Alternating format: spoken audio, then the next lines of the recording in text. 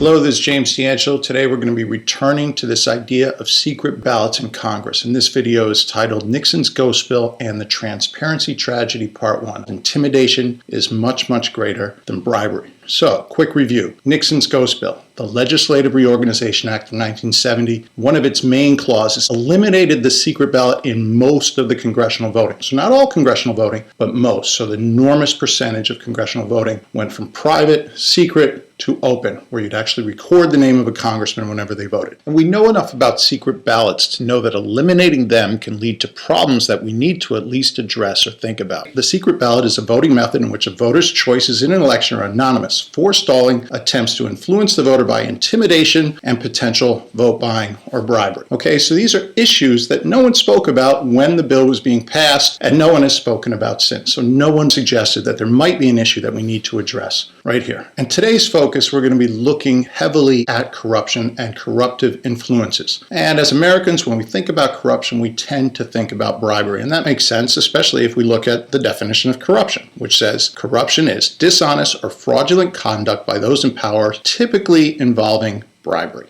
Okay, makes sense. And the verb to bribe is to persuade someone to act in one's favor, typically illegally or dishonestly, by a gift of money or other inducement. So sort of like the carrot of corruption. You give somebody something and they're going to be enticed and tempted to do something for you. Here's 60 Minutes talking about corruption inside of Congress, and right at the beginning they lay out their thesis. Most congressmen managed to leave Washington with more money than they had when they arrived, and the biggest challenge is avoiding temptation. The temptation to receive money for something they probably ethically shouldn't be doing. So legal and illegal forms of bribery. And a number of the biggest voices in the field. So if you look up corruption in Congress, you're likely to run into Lawrence Lessig, and he focuses entirely on the way money can influence congressmen. In particular, the carrot that he's focusing on is campaign finance. The more you give to someone's campaign, the more likely they are to support you with some sort of favorable legislation,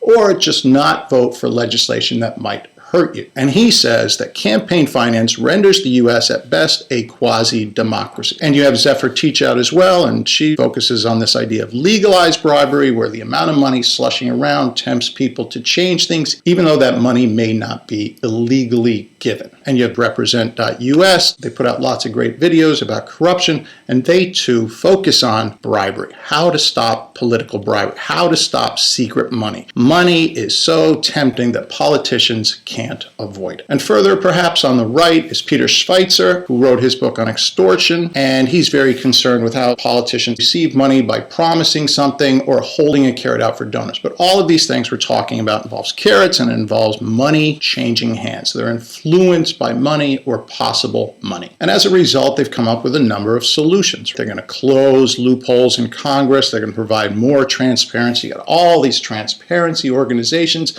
Even though we see the definition of secret ballots creating a possible problem, lately the trend is just to have open.gov, Transparency International. Anything that involves more transparency seems to get embraced by the public. Larry Lessig in particular focuses on empowering citizens or giving them some way to provide more money to campaigns to change sort of that balance of finances of campaign spending. And others have focused on limiting the amount of donations or funding, and so they took a real blow when Citizens United passed. But in general, they want more laws, or even the real difficult thing, a constitutional amendment. And I've already argued that secret ballots in Congress eliminates most bribery and extortion situations and takes all the power out of Citizens United. Okay, so this is a brand new argument, and it actually has a lot of data supporting it. I've not yet seen any counter data. Okay, so this is something I released 6 months ago. I've now spoken at MIT about, and Harvard, etc. And I'm starting to get support from insiders who see this as a real potential to take the power of campaign finance out of the system. And the logic is pretty simple. Who would pay for a vote that they can't confirm? Why would I support a congressman if all their voting is private? So I could give them money trying to influence them on a bill, but if I don't see how they vote, I'm less likely to give them money. So secret ballots is a valid, by definition, theoretical solution to this huge problem of bribery. But that's not the focus of this video. What I'm going to do in this video is I'm going to make a case that all these big names, all these people talking about bribery and corruption are actually missing the bigger picture. They're actually missing something that might even be more corrupted than bribery. And we know it's separate because the thing I'm talking about involves no money actually changing hands.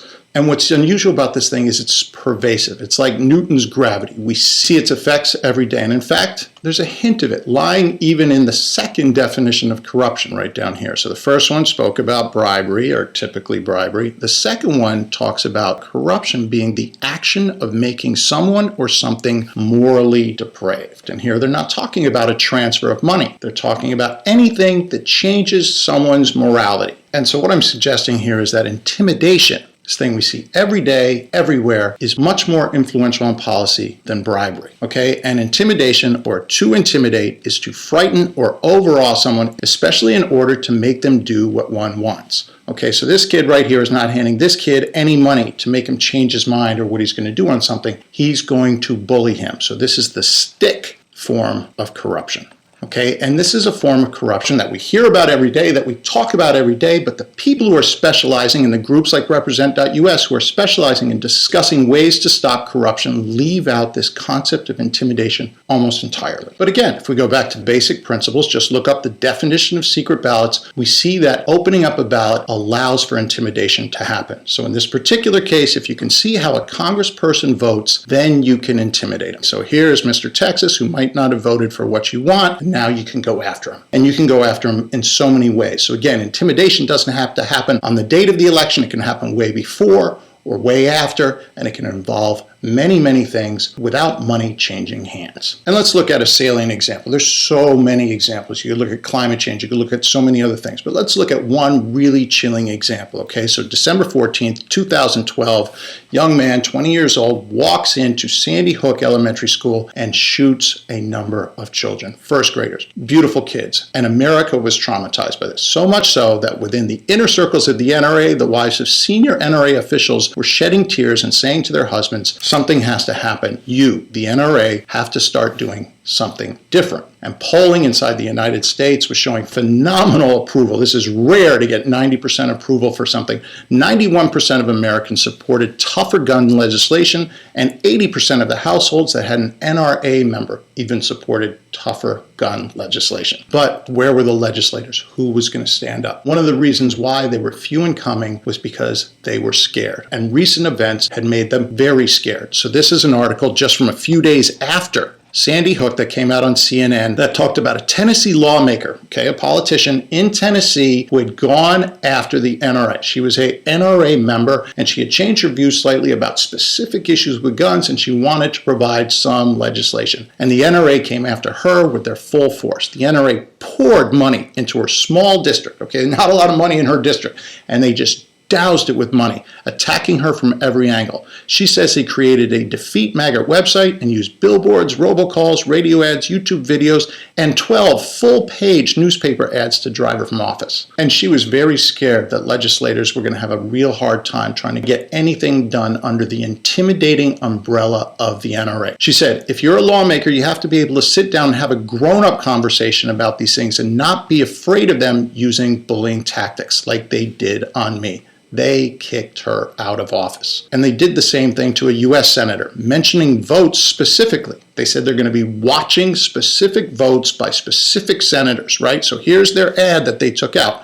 Where does Tom Daschle stand on your gun rights? In Washington, D.C., Tom Daschle votes against them. Now they're going to list specific votes that he had made because they were roll call votes and anyone could see them, and now anyone can use those votes as ammunition to attack you. And here's a video from the NRA's lobbying arm, the ILA, telling you that if you stand in their way, they're going to attack you. ILA is the voice of more than 4 million NRA members. And when necessary, we're the clenched iron fist that comes down hard on anybody that stands between us and our sacred Second Amendment freedoms. And that's worth repeating. The NRA says we're the clenched iron fist that comes down hard on anybody that stands between us and our Second Amendment freedoms. They don't mention that they're going to pay people or influence people using positive things by putting out positive ads. They're going to come after you with their clenched iron fist. They're going to come after you very hard. But into this fray came a brave Senator Joe Manchin. He understood about all the previous attacks. He fully knew how aggressive the NRA was, but he was a lifetime member with the NRA. He was in great standing. He had done commercials already holding guns himself, but he came in because he understood that with a 91% approval rating for a bill like this, he stood a chance at finally passing what he considered to be much more sensible legislation. And indeed, his legislation was not aggressive at all. There are a lot of people calling for bans of guns entirely, or bans of assault weapons, or bans of certain clip sizes, but he came in with very mild legislation. So mild that the NRA actually sat down at a table and started working on it with him. But then they got cold feet, and boom, the NRA attacked Joe Manchin with everything they had. Television ads, print ads, everything they could do, they came after Joe Manchin. He was a member of the NRA. He had a standing with the NRA. And they came, and as Machiavelli might say, they hung him in public. So here's some clips from the expensive television ads that they ran. Here's some of the print ads. And most importantly, 1 week before this bill was going to be voted on, they sent out a letter to all the senators. The NRA sent this. There's the ILA, their lobbying arm. And in it, they're naming Joe Manchin directly. But more importantly is they're talking about how much they are watching how all the senators vote. We don't normally look at votes, but in this case, we're going to make an exception and we're going to score your procedural votes. We're saying you better vote the right way. You better vote the way we want you to vote. And 1 week later, that's exactly what happened. Okay, despite an 80 to 90% approval rating, the bill got crushed in the Senate. Even though their constituents were for this bill, the senators didn't vote for it. And newspapers called it like it is. The problem wasn't bribery. The problem was fear. Okay, so here's the Daily News. Here's a picture of Joe Manchin trying to pass this bill. And right in the article, they say the problem is fear of the gun lobby. They didn't say too much bribery. They didn't say too much cash injections. They talked about fear. The National Rifle Association has the field to itself. The discussion about guns they own because they've scared everybody else out of that. And this is really important stuff. Everybody's talking about bribery, but there are numerous cases where intimidation prevents your representative from representing you. So how to influence the entire U.S. Congress without breaking the bank? Intimidation. And as I suggested earlier, Machiavelli recommended this in 1532. If you are a leader, you want people to follow, you have to use intimidation. And public hangings, a single public hanging, which was the moment that influenced Machiavelli to write his book, changes everything. You hang this guy in public and you scare everybody else for free. No need to bribe them or pay them anything. Okay, and just to belabor the issue, intimidation gives you much better bang for the buck. With bribery, the effects are short term. You give someone money, maybe next year they're going to want some more. It's often illegal, not always illegal, so you can give people money for their campaigns. That isn't necessarily illegal, but it's very expensive to influence all of Congress. And those that you influence, you're influencing specifically. You know who you're bribing and you give them specific money. With intimidation, the effect can last years or even centuries. Okay, so if you hang one person in public, everyone's going to know that about you and they're going to be afraid of you forever. It's legal, right? You can run these ads anytime you want. There's no laws about this at all. It's protected by First Amendment freedom of speech, and we don't protect anything more than political speech, and this is political speech. So it's legal, and it's always likely to be legal. But most importantly, it's really inexpensive to influence all of Congress. With one ad, you can scare all or many of the congressmen, and it can work by accident. So you don't actually have to know who might vote against you and might vote for you. You could actually scare them in such a way that you never actually have to target them or even know that they were thinking of voting against you. They'll just be scared and won't do it from the very first vote. And again, because it's so cheap, even congressmen who aren't making the world's biggest salary can afford to do it. John Boehner, stand up in front of Congress and tell other congressmen how to vote. You voted for your representative to vote for your area, but John Boehner's actually controlling your representative's vote because he won't hear those bills unless they vote the way he wants them to. And here's a phenomenal little blurb about this happening right inside of Congress. The intimidation and pressure was so intense, there are a lot of people that wanted to vote no, and today, on the last call, the last twisting of arms, convinced them not to do that. That's intimidation. That's not bribery. You're not paying anybody anything. This is powerful stuff. So presidents do it. If you saw the recent Spielberg movie about Lincoln, you see Lincoln actually trying to do it himself because some of the votes were public back then. Individuals can do it. Here's a senator who's been shot. We can imagine all kinds of minor things. Senators walking back home, someone just yelling something at them about how they voted. So what I'm suggesting is that this intimidation may be the most powerful force affecting congresspeople. And what this does is it makes every single vote scary. You can think of all the possible examples, but what it does is it turns the secret ballot, the comfort of the ballot box, where the congressman has a chance to vote their conscience. It's illegal to do to you as a voter voting for your local politicians when you walk in the voting booth. Any form of intimidation is made illegal with congressmen since 1970 from Nixon's ghost bill. And this is important because all of the solutions we're hearing about Congress don't address this at all, because they're all bribery-based solutions. Closing loopholes, more transparency, empower citizens, limit donations funding. None of these matter. Money's not being handed out. Illegal money's not passing around. And you could see that if you somehow manage to limit campaign finance and limit funding, this might actually give powerful lobby groups like the NRA even more power, because Joe Manchin was able to counterattack with some of his own ads. Doesn't have the money the NRA does, but he had money enough to fight back with the NRA. If you limit the amount of money he has, if you minimize the amount of money, then he becomes even weaker with respect to intimidation. And as I mentioned earlier, the secret ballot stops this intimidation. Better still, with secret ballots, if a lobby group decides to hang one congressman, they go after one congressman viciously and brutally in public, the other congressman might go, oh, okay, I've watched that. But once they get inside their secret ballot boxes, they might fight back against this lobby group. And lobby groups aren't dumb. They know that might happen. So with secret ballots, the lobby group themselves has to be much more cautious. So we could see these lobby groups finally getting a little bit of punishment. Right now, they run around with impunity. So secret ballots could provide an interesting change just on that front.